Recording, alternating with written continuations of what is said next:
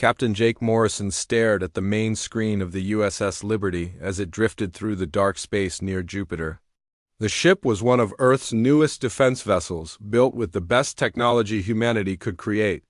Jake had been commanding ships for 15 years, but nothing had prepared him for what appeared on his sensors that morning. "Captain, we have multiple contacts approaching from the outer system," said Lisa Brooks from her position at the tactical station. Her voice was steady, but Jake could hear the concern underneath. Lisa had served with him for 3 years and rarely showed worry.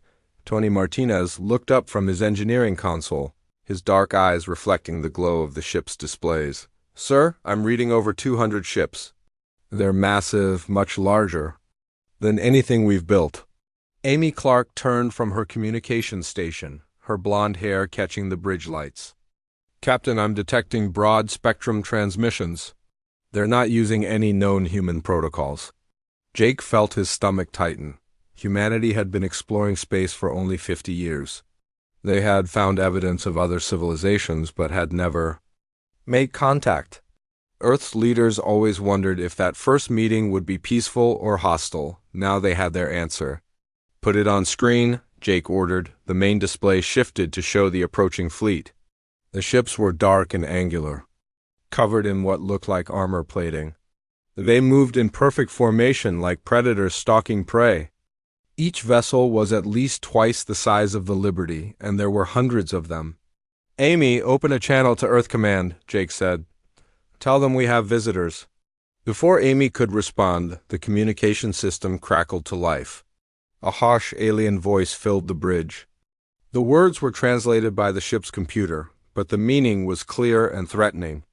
"Primitive humans of the third planet. This is War Commander Thexanal of the Zephyrian Empire. Your species has expanded beyond your home system without permission. This violates Imperial law. You will surrender immediately and prepare for colonization. Resistance will result in your complete destruction." Jake stood up from his captain's chair. He was a tall man with graying hair and eyes that had seen too many battles during Earth's colonial expansion. "Open a return channel, Amy." "Channel open, sir." Jake looked directly at the screen, knowing the aliens could see him. "This is Captain Jake Morrison of the Earth Defense Force vessel USS Liberty. You are in human space without invitation. I'm ordering you to leave our system immediately. We have no interest in conflict, but we will defend ourselves if necessary." The alien's response came as harsh laughter. "Defend yourselves? You are insects compared to the might of the Empire. We have conquered 47 worlds. You're primitive. Technology cannot stand against us." Lisa was running tactical scans of the alien fleet. "Captain, their weapons are definitely more advanced than ours. Energy signatures suggest plasma-based systems. Their shields are also stronger than anything we have."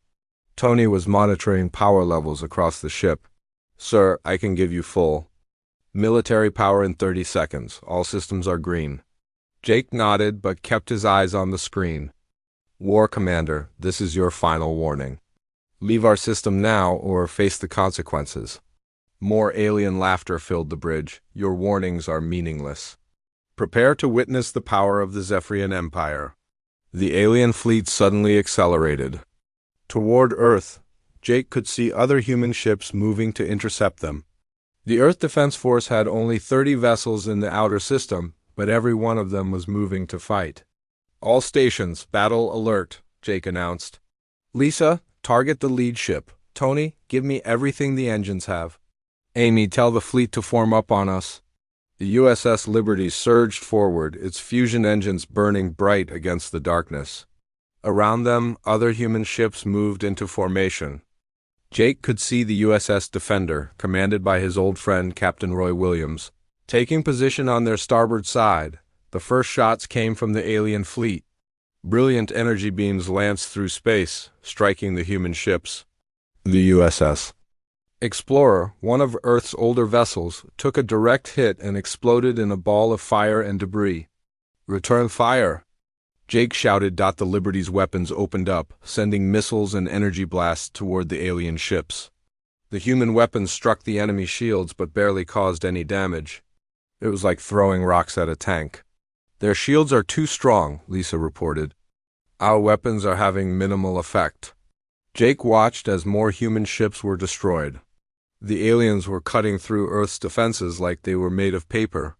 But the human crews kept fighting. Even when their ships were heavily damaged, they continued to attack. The USS Courage, badly damaged and losing atmosphere, rammed itself into an alien cruiser. Both ships exploded in a brilliant flash.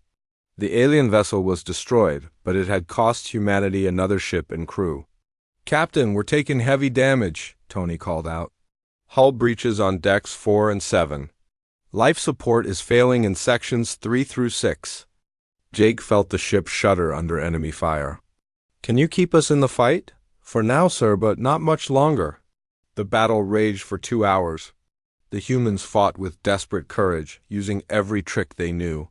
They rammed damaged ships into enemy vessels, used debris fields for cover, and continued fighting even when their ships were falling apart around them.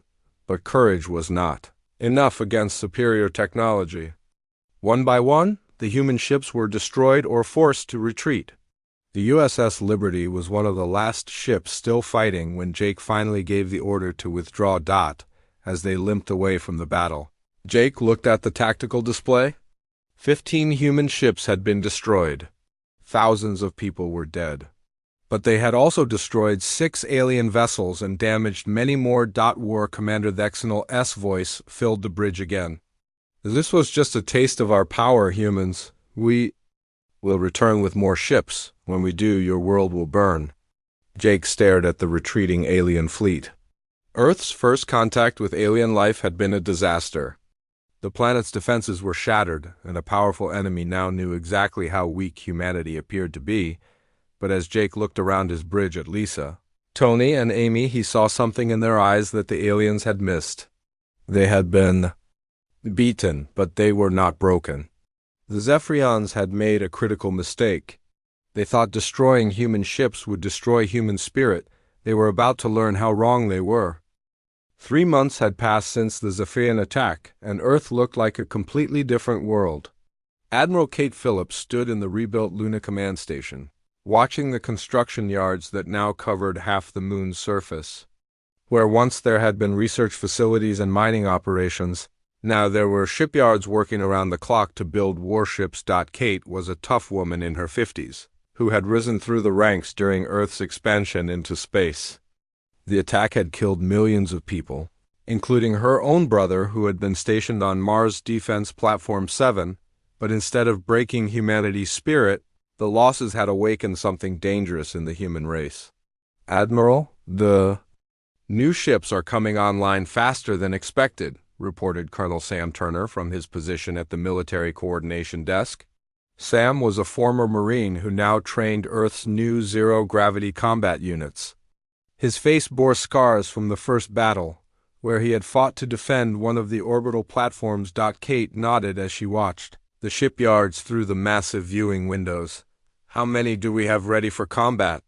67 ships completed, with another 100 in various stages of construction, Sam replied. "The civilian factories have been converted to military production. Every corporation on Earth is now building weapons or ships." Dr. Richard Hayes approached from the research section of the command center.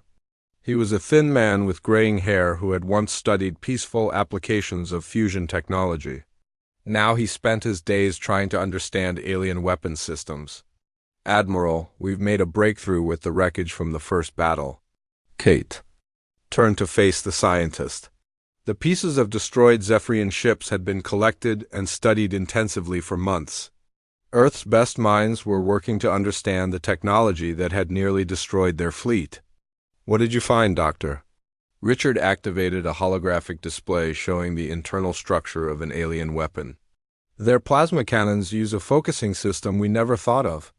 We've been able to copy the design and improve it. Our new ships will have weapons that are almost as powerful as theirs." "Almost?" "Well, actually, in some cases more powerful," Richard said with a small smile. "It turns out human engineering has some advantages. We build things to last longer and work harder than they do, Kate felt a surge of satisfaction. The aliens thought. Humans were primitive, but they were about to learn the difference between primitive and young. Humanity might be new to space warfare, but they learned fast and built things tough. Helen Rodriguez entered the command center carrying diplomatic reports. She was Earth's chief alien relations specialist, though her job had changed dramatically since the attack. Instead of preparing for peaceful first contact, she now worked to find allies among other species that the Zephyrians had conquered.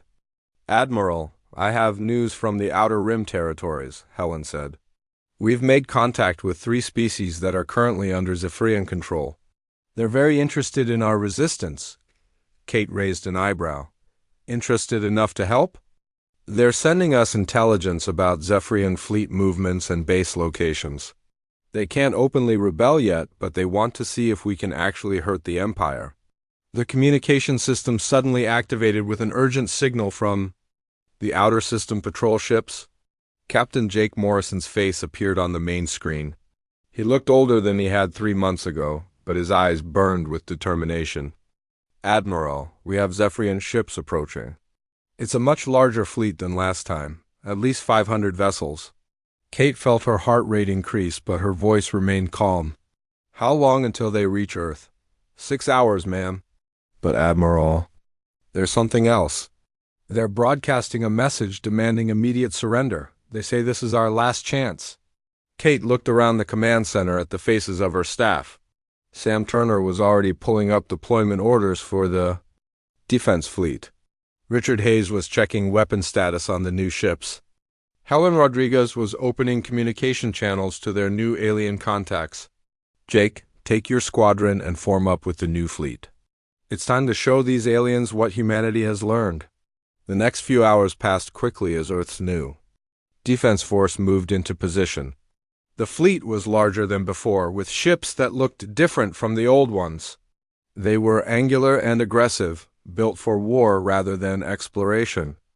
Each ship carried the new hybrid weapons that combined human engineering with alien technology. Captain Jake Morrison now commanded the USS Defiance, one of the new heavy cruisers. His old crew had stayed with him and they had trained hard for this moment. Lisa Brooks had become even better at tactical analysis. Tony Martinez had learned to push the new engines beyond their normal limits.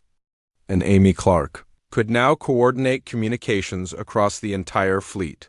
The Zephyrian fleet approached with the same arrogance as before. War Commander Thexanol sent another demanding message for surrender. This time, Admiral Phillips responded personally. "This is Admiral Kate Phillips of the Earth Defense Force. 3 months ago, you attacked our system unprovoked and killed millions of innocent people. You demanded our surrender and threatened to destroy our world. Today we give you our answer." The human fleet opened fire all at once. The new weapons lit up space with brilliant energy beams that struck the alien ships with devastating effect. Several Zephyrian vessels exploded immediately, their shields unable to stop the improved human weapons. The aliens returned fire, but they quickly discovered that the humans had learned from the first battle. The Earth ships moved in coordinated groups, using tactics that confused the enemy. When one ship was damaged, others covered its retreat while fresh vessels moved in to continue the attack. Jake Morrison led his squadron in a flanking maneuver that caught the aliens by surprise. The USS Defiance and its companion ships struck the enemy fleet from the side, causing massive damage before the Zephyrians could respond. "Their tactics are completely different," reported Lisa Brooks as she analyzed the enemy response. "They don't know how to fight us anymore." The battle lasted 4 hours and ended with the alien fleet retreating toward the outer system. They had lost over 100 ships, while the humans had lost only 12. More importantly, the Zephyrians now knew that Earth was no longer an easy target. As the alien ships fled, Admiral Phillips opened a communication channel that would reach their retreating fleet. Her voice was cold and firm as she delivered humanity's message. "War Commander Thexanol, this is Admiral Phillips. You came to our system demanding surrender and threatening destruction. We tried to warn you peacefully, but you chose war instead. Now you see what we are capable of when we fight back." This is your only warning. Leave our system and never return, or face complete annihilation. Earth will defend itself, and we will make you pay for every life you took. The Zephyrian fleet disappeared into hyperspace, leaving behind the wreckage of their defeat. Earth had won its second battle, but everyone knew this was just the beginning. The aliens would return, and next time they would bring everything they had, but humanity was no longer the same species that had been caught off guard 3 months earlier. They had learned, adapted, and grown stronger. The galaxy was about to discover what humans could do when they were truly angry. 6 months had passed since the second battle, and the galaxy was beginning to take notice of the small blue planet that refused to surrender. Captain Lucy Chun guided her stealth reconnaissance ship through the asteroid field near the Kepler system, 300 light-years from Earth. Her mission was to gather intelligence on Zephyrian military installations, and what she had discovered would change everything. Lucy was one of Earth's best pilots, chosen for deep space missions.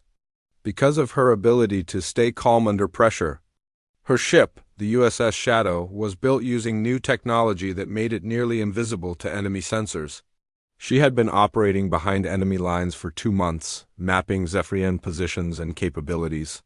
"Captain, I'm detecting massive energy signatures from the planet below," reported her science officer, Lieutenant Ben Carter. Ben was young but brilliant, able to analyze alien technology faster than anyone else in the fleet. Lucy looked at the readings on her screen. The planet was covered with military installations, shipyards, and weapons factories. But there was something else, something that made her stomach turn cold. "Those aren't just military facilities," she said quietly. "They're slave camps." The planet below held millions of beings from dozens of different species. The Zephyrians had conquered these worlds and forced their populations to work in the factories that built ships and weapons for the Empire. Lucy had seen evidence of this on other worlds, but never on such a massive scale. "Ben, record everything. Earth Command needs to see this." Meanwhile, back on Earth, the transformation of human civilization continued at an incredible pace. The planet's entire industrial capacity had been converted to military production. Every factory, every research facility, every construction yard worked toward one goal: preparing for the war that everyone knew was coming. Admiral Kate Phillips stood in the war room beneath the rebuilt Pentagon, studying holographic displays that showed the current state of Earth's defenses. The planet now had over 300 warships, with more being completed every day. Space stations bristled with weapons, and the moon itself had been turned into a massive fortress. "Admiral, we're receiving a transmission from Captain Chun," announced Communications Officer Danny Walsh. Danny had been promoted after showing exceptional skill at intercepting and decoding alien messages. Lucy Chun's face appeared on the main screen, her expression grim. "Admiral, I'm sending you data on 17 Zephyrian worlds. The Empire is much larger than we thought, but they have a serious problem." Kate leaned forward. "What kind of problem?" "They're facing rebellions on at least 6 worlds. Species that they conquered years ago are starting to fight back. Our resistance has inspired them to believe they can win." The data that Lucy transmitted painted a clear picture of an empire under strain. The Zephyrians had grown too fast, conquering more worlds than they could properly control.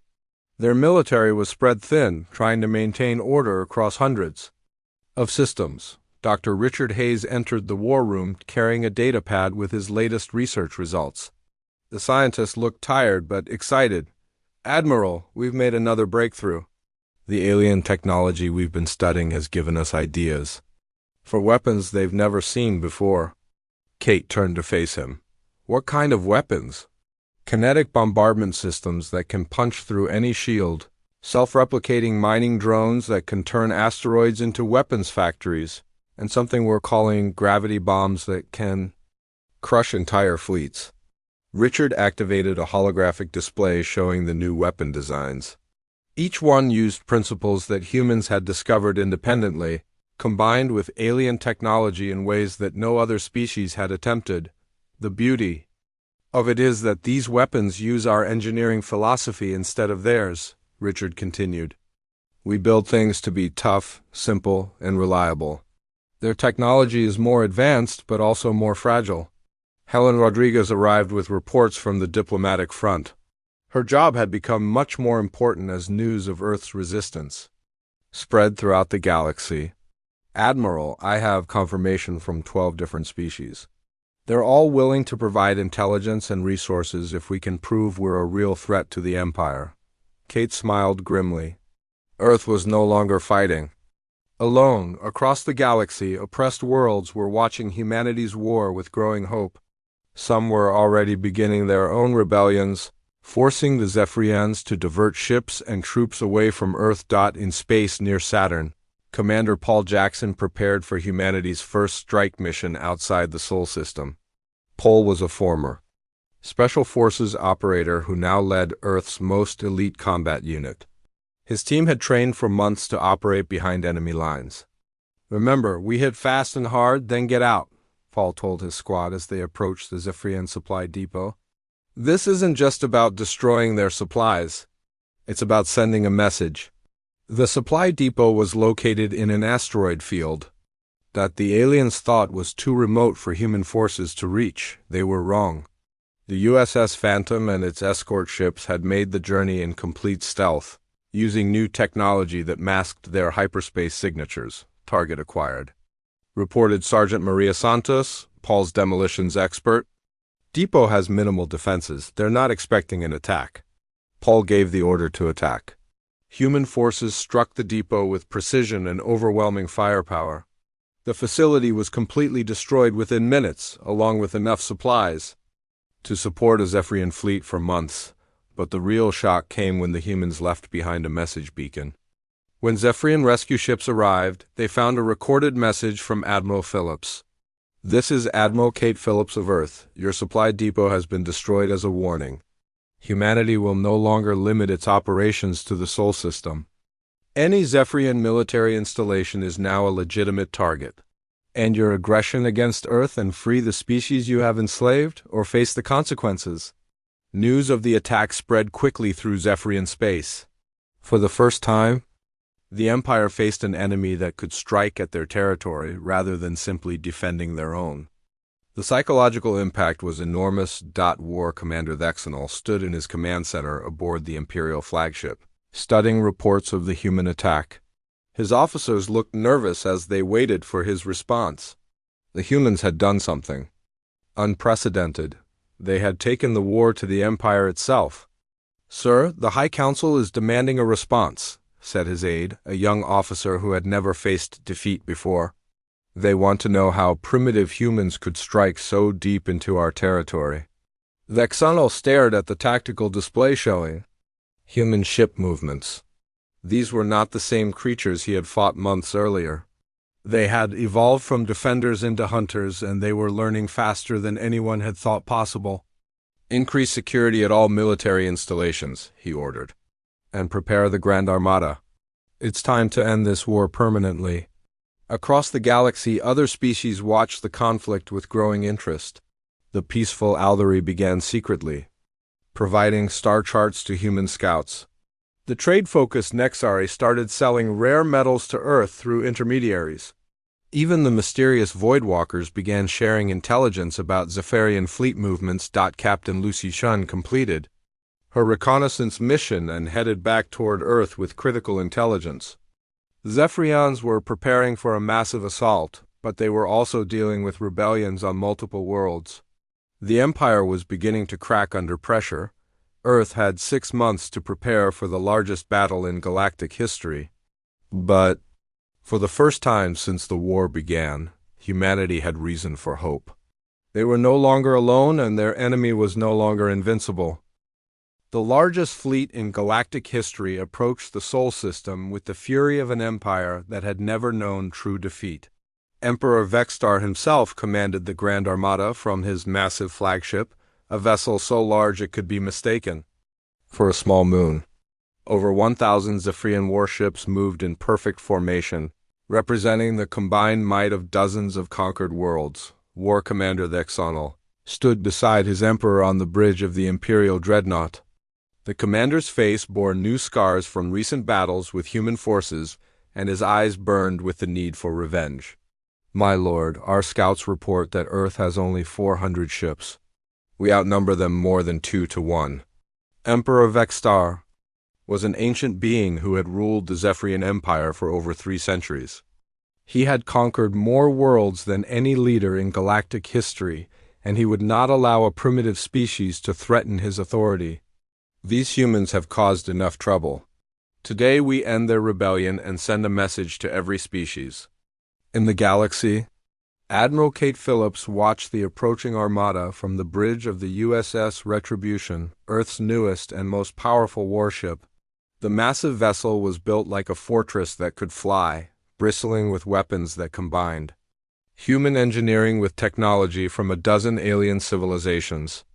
Kate had gray hair now and lines around her eyes that spoke of months spent preparing for this moment. "Admiral, all fleet units are in position," reported Captain Jake Morrison from his station. Jake now served as Kate's fleet coordinator, helping to command the hundreds of human ships that formed Earth's defense. "The orbital platforms are ready and ground defenses are online." Kate nodded as she studied the tactical display. Earth's fleet looked small compared to the alien armada, but appearances could be deceiving. Every human ship had been built for one purpose: total warfare. They carried weapons that the Zephyrians had never seen and crews who had spent months training for this battle. Captain Lucy Chun commanded the stealth division from her flagship USS Phantom. Her ships were invisible to enemy sensors, positioned throughout the solar system like hidden daggers waiting to strike. "Admiral, enemy fleet is maintaining formation. They're confident in their numbers." Colonel Sam Turner oversaw the planetary defense networks from his command center on Luna. The moon had been transformed into a weapons platform covered with railguns, missile launchers, and energy cannons. "All ground installations ready, Admiral. We have firing solutions on their entire fleet." Dr. Richard Hayes monitored the new weapon systems from the science station aboard the Retribution. His hands moved quickly over displays showing energy readings and weapon status indicators. "Admiral, all experimental systems are green. The gravity bombs are charged and ready." The first shots of the battle came from the Zephyrian fleet as they entered the outer system. Massive energy beams lanced through space toward the human ships, but Earth's forces were ready. The human vessels moved like dancers, using tactics that confused and frustrated the alien commanders. Emperor Vextar watched in growing anger as his perfectly organized fleet struggled to hit the smaller human ships. "Why are our gunners missing? These ships should be easy targets." "Sir, the humans are using unpredictable movement patterns," reported his tactical officer. "They sacrifice formation for mobility. Our targeting systems cannot track them effectively." The first human counterattack came from unexpected directions. Captain Lucy Chun's stealth ship suddenly appeared throughout the Zephyrian formation, striking at supply vessels and command ships before vanishing again. The aliens had never faced invisible enemies before, and panic began to spread through their ranks. Jake Morrison led the main fleet in a frontal assault that looked like suicide but was actually carefully planned. The human ships charged directly at the alien formation, absorbing massive damage but getting close enough to use their most powerful weapons. "All ships, execute Alpha Strike," Admiral Phillips commanded. The human fleet revealed its secret weapons all at once. Gravity bombs created massive spatial distortions that crushed entire squadrons of alien ships. Kinetic bombardment systems fired projectiles that punched through any shield. Self-replicating drones swarmed over enemy vessels, tearing them apart. From the inside, War Commander Thexanol stared in horror as dozens of his ships disappeared in explosions of twisted metal and energy. "How do they have such weapons?" "Our intelligence said they were primitive." The battle raged across the entire solar system. Human ships sacrificed themselves in ramming attacks when their weapons failed. Civilian vessels loaded with explosives flew kamikaze missions against alien capital ships. Even children on Earth helped coordinate defense systems, their young minds processing targeting data faster than computers. Emperor Vextar realized that something had gone terribly wrong. His Grand Armada was being destroyed by a species he had dismissed as insects. All ships, focus fire on their flagship, kill their admiral and break their spirit. The Imperial Dreadnought and 50 escort ships concentrated their fire on the USS Retribution. The human flagship shuddered under the massive assault, its armor cracking and systems failing. But Admiral Phillips refused to retreat. "Tony, give me everything the engines have," she called to her chief engineer, Tony Martinez, who had served with distinction since the first battle. "Ma'am, if I push them any harder, we'll blow the reactor," Tony replied. "Then blow it right." In their faces, Kate said grimly. The USS Retribution charged directly at the Imperial Dreadnought, its weapons blazing. The two massive ships collided in the center of the alien formation, their shields creating a brilliant explosion that lit up the entire system. When the light faded, both ships were heavily damaged but still fighting. Admiral Phillips stood on her bridge, surrounded by sparks and debris, blood running down her face from a head wound. Around her, the crew continued to fight with desperate determination. "Admiral, we've lost main weapons," reported Lisa Brooks from her tactical station. "But the experimental systems are still online." "Fire everything we have left," Kate ordered. The USS Retribution unleashed its remaining weapons at point blank range into the enemy flagship. The Imperial Dreadnought's shields collapsed and its hull began to crack. Emperor Vexstar was thrown from his command throne as explosions rocked his ship across the battlefield. The tide had turned completely. The human fleet had been reduced to less than 100 ships, but the Zephyrian Grand Armada was in ruins. Over 700 alien vessels had been destroyed or disabled, their wreckage floating throughout the solar system. War Commander Thexanol lay dying in the ruins of his command center, his body crushed by falling debris. With his last breath, he sent a message to his emperor: "My lord, we have underestimated them. They are not primitive. They are something else entirely." Emperor Vexstar stood in his damaged bridge, watching his dreams of conquest burn around him. The humans had done the impossible.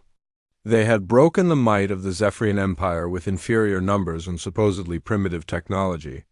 "Sir, we must retreat," urged his surviving aide. "The fleet cannot take much more." The Emperor stared at the tactical display showing the scattered remains of his Grand Armada. 3/4 of his ships were gone, and the survivors were badly damaged. The humans had paid a terrible price, but they had won. Admiral Phillips opened a communication channel that reached every surviving ship in both fleets. Her voice was tired but filled with steel as she delivered humanity's final message to their enemies and to the galaxy that was watching. "This is Admiral Kate Phillips of Earth. You came to our system with the largest fleet in your history, demanding our surrender and threatening to destroy our world.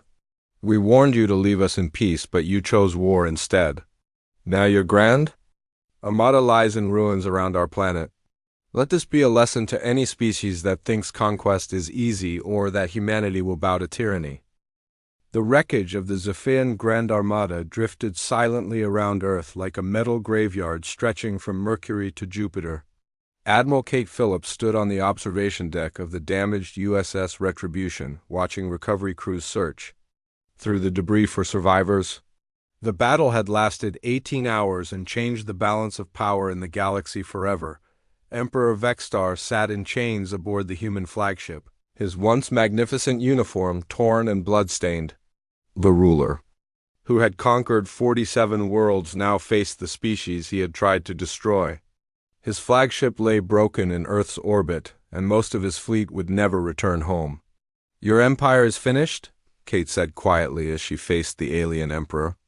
"Your own subjects are already rebelling. The news of your defeat has spread across the galaxy." Vexstar's reptilian features showed no emotion, but his eyes burned with bitter understanding.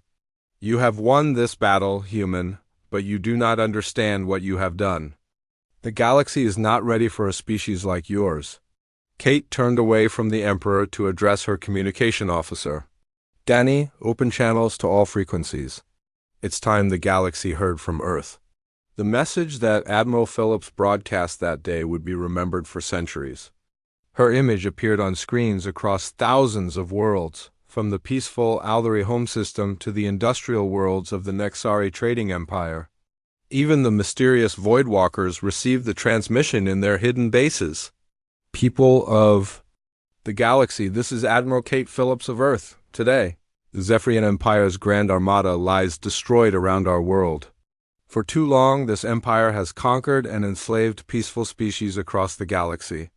They came to Earth demanding our surrender and threatening to destroy our civilization. We gave them a simple choice: leave us in peace or face the consequences.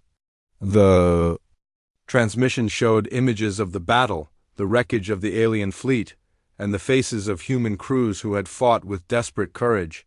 Kate continued speaking as the images played. We are humanity. We asked for peace, but when peace was denied, we chose to fight. We warned them to leave us alone, but they brought war to our doorstep instead. Today we deliver our final message to any species that believes conquest is easy: attack again and die.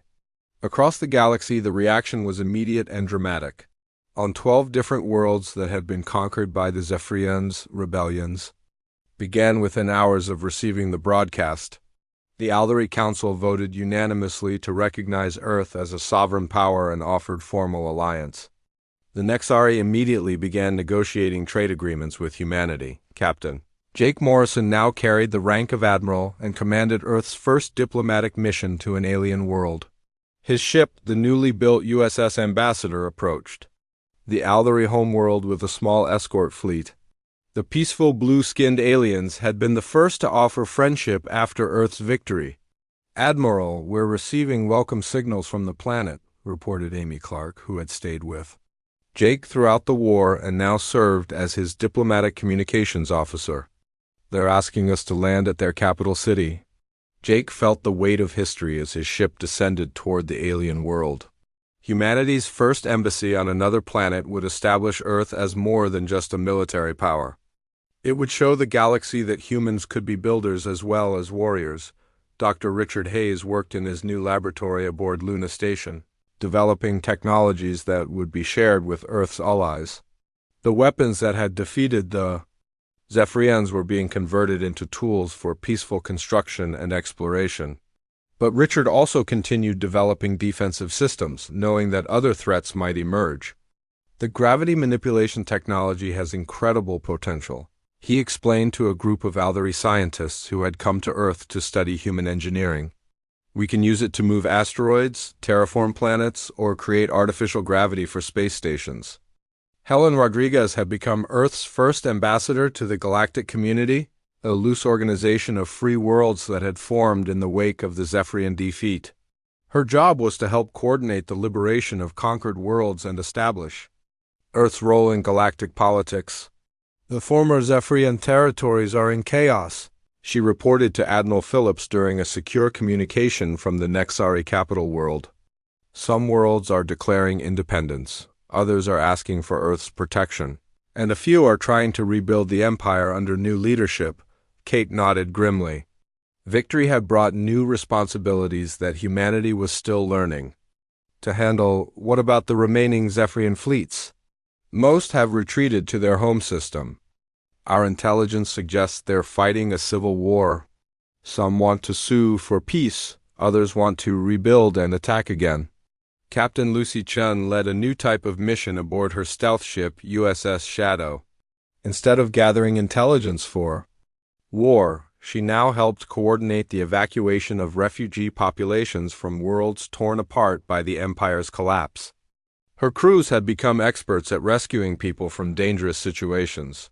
We've got another transport full of Cathari refugees, she reported to Earth Command as her ship left the ruins of a former Zephyrian slave world. These people have been working in weapon factories for 50 years. They don't even remember what freedom looks like. The refugee crisis had become one of Earth's biggest challenges. Millions of beings from dozens of species needed homes, medical care, and protection from the chaos following the Empire's fall. Human colonies throughout the Sol system had been converted into refugee centers. Colonel Sam Turner trained the first mixed-species military units in human combat techniques. Former slaves who had never held weapons were learning to defend their newly free worlds. His training centers on Mars and Luna worked around the clock to prepare these new forces. The Cathari learn fast, he reported to Admiral Phillips. They're natural fighters when they're motivated. The Thorian refugees are better at engineering and construction. We're building specialized units for each species' strengths.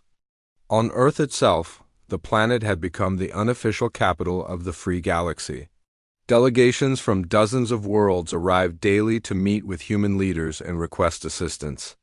The rebuilt cities buzzed with alien languages and cultures that had never been seen on Earth before. Admiral Phillips stood in her new office in the rebuilt Pentagon, looking at star charts that showed the current state of the galaxy. Green markers indicated free worlds allied with Earth. Red markers showed areas still controlled by Zephyrian holdouts. Yellow markers represented worlds caught in civil wars or facing other threats. Admiral, we have a situation developing in the Kepler sector, reported her aide, bringing news of the latest crisis. 3 different species are fighting over control of former Zephyrian mining worlds. They're asking Earth to mediate. Kate sighed as she studied the report. Earth had become more than a military power or even a diplomatic force. Humanity had become the galaxy's police, mediator, and protector all at once. It was a role they had never asked for but could not abandon. The final scene of Earth's war had not been the destruction of the Grand Armada, but the moment when humanity realized that victory meant responsibility. The species that had once simply wanted to explore the stars now found themselves guardians of galactic freedom. Children on Earth grew up learning alien languages alongside English and studying the histories of dozens of worlds. They looked at the stars not with wonder about what was out there, but with the quiet confidence of a species that had earned its place among them. The message that Admiral Phillips had broadcast after the Great Battle became humanity's creed. We are humanity. We asked for peace. We warned you to leave us alone. You chose war instead. Let this be a lesson to any species that thinks conquest is easy. Attack again and die. The galaxy had learned that lesson well, and peace, protected by human strength, finally began to spread among the stars.